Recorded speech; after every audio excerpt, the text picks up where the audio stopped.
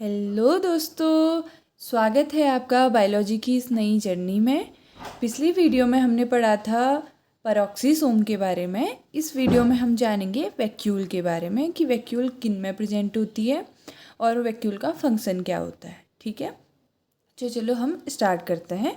अभी जो हमारे लेक्चर्स चल रहे हैं वो सेल ऑर्गेनल्स के बारे में चल रहे हैं। जितने भी प्लांट्स और एनिमल, यूकैरियोटिक, प्रोकैरियोटिक, जितने भी ऑर्गेनल्स पाए जाते हैं उन सब के बारे में हम एक बारी डिस्कशन कर लेंगे।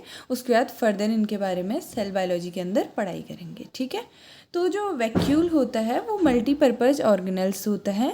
बहुत ज़्यादा एक से ज़्यादा इनके काम होते हैं, जैसे break down of molecules, store करता है और बैलेंस करता है, पीएच को कंट्रोल करता है और लाइटिक बैलेंस बनाता है। ठीक है, और वैक्यूल होता क्या है? वैक्यूल जैसे ये एक ऑर्गेनल है, ये एक सेल है।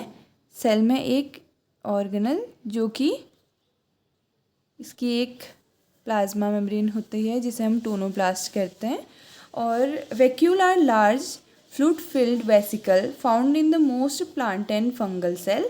अगर हम बात करें कि वो किस किस में पाया जाता है, तो ये प्लांट में पाया जाता है और अब्सेंट होता है एनिमल सेल में और मेरिस्टेमेटिक सेल्स में हायर प्लांट्स की, और प्रेजेंट किस में होता है? Permanent tissue of plant. जो परमानेंट टिश्यू हो चुकी हैं उनमें क्या प्रेजेंट होता है? वैक्यूल प्रेजेंट होता है। एनिमल सेल में वैक्यूल अब्सेंट होता है और एनिमल सेल में वैक्यूल की जगह यहाँ पर को क्या पाया जाता है? लाइसोसोम पाया जाता है। They typically occupy more than 30 of cell volume and as much as 19 many mature cell। तो अगर हम बात करें एनिमल सेल की, तो जो सबसे ज़्यादा स्पेस घेरा होता है वो किसने घेरा होता है? न्यूक्लियस ने घेरा होता है। मगर हम प्लांट की बात करें या फिर फंगल सेल की बात करें तो वैक्यूल का जो साइज़ होता है वो मोर देन न्यूक्लियस होता है। किससे ज़्यादा होता है? न्यूक्लियस से ज़्यादा होता है। और vacuole can differ in different size and appearance, मतलब वो अलग अलग प्लांट सेल में अलग अलग टाइप के हो सकते हैं। ठीक है, vacuole are bounded by a unit membrane called tonoplast. अब यहाँ पर को अगर हम सेल की बात करें और यहाँ पर को हमने ये बोल दिया कि ये वैक्यूल है, तो ये क्या हो गया? टोनोप्लास्ट हो गई। ये क्या करती है? ये हमारे इसके इन्वायरमेंट, जो वैक्यूल का इन्वायरमेंट है और साइटोप्लाज्म का इन्वायरमेंट है, उन दोनों में डिफरेंस क्रिएट करती है। क्योंकि यहाँ का जो इन्वायरमेंट होता है वो थोड़ा एसिडिक होता है और बाहर का जो होता है वो एल्कलाइन होता है। तो यहाँ पर को दोनों में चेंज आ जाता है, जिसकी वजह से ये चेंज को बनाए रहती है। कौन सी layer? Tonoplast. The protein and lipid of tonoplast are synthesise initially in ER. तो जो हम बोलेंगे वेसिकल है, ये वेसिकल यहाँ बन रखा है, तो ये वेसिकल बना किससे है? तो ये लार्ज वेसिकल होता है जो कि derived from ER and Golgi. ये दो चीज़ें होती है। सबसे इनिशियली तो ईआर से डिराइव्ड होता है, ईआर बनाता है इसको, फिर गोल्जी भी धीरे धीरे इसको बनाने लगता है। Inside the vacuole is a watery fluid called vacuolar SAP. इसके अंदर, वैक्यूल के अंदर बहुत ज़्यादा वाटरी फ्लूइड पाया जाता है जिसे वैक्यूलर सैप कहते हैं, which is slightly to moderate acidic. मैंने अभी बताया कि इसका पीएच क्या होता है? एसिडिक होता है। और इसमें क्या क्या पाए जाते हैं? वाटर होता है, इनऑर्गेनिक आयन होते हैं, sugar, organic acid and pigments. Pigment इसमें एंथोसाइनिन, ये सारे पिगमेंट प्रेजेंट होते हैं। ठीक है, प्लांट सेल में लाइसोसोम अब्सेंट होता है और वैक्यूल प्रेजेंट होता है, जबकि एनिमल सेल में लाइसोसोम प्रेजेंट होता है और वैक्यूल क्या होता है? अब्सेंट होता है।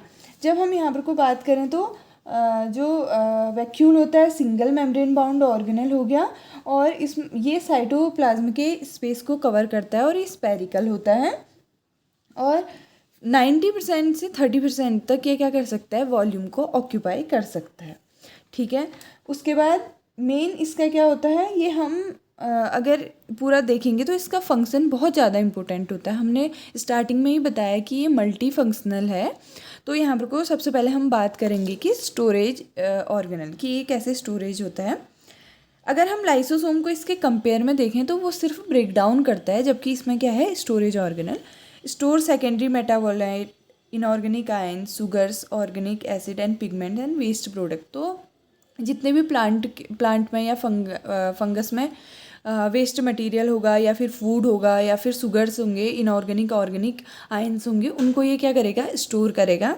Lytic vacuole contain hydrolytic enzyme जैसे हमारे लाइसोसोम में हाइड्रोलिटिक एंजाइम है, वैसे ही इसमें हाइड्रोलिटिक एंजाइम है। और ये क्या करता है, मैक्रोज और मैक्रो मॉलिक्यूल्स हैं जैसे कार्बोहाइड्रेट, प्रोटीन, लिपिड, ये सब हो गया, इनका ब्रेक डाउन करेगा। ठीक है, contain hydrolytic enzyme that break down cellular macro molecule during senescence like lysosome in animal. तो यहाँ पर कोई इसका फंक्शन किसकी तरह हो गया, लाइसोसोम की तरह हो गया। अगले फंक्शन की अगर हम बात करेंगे तो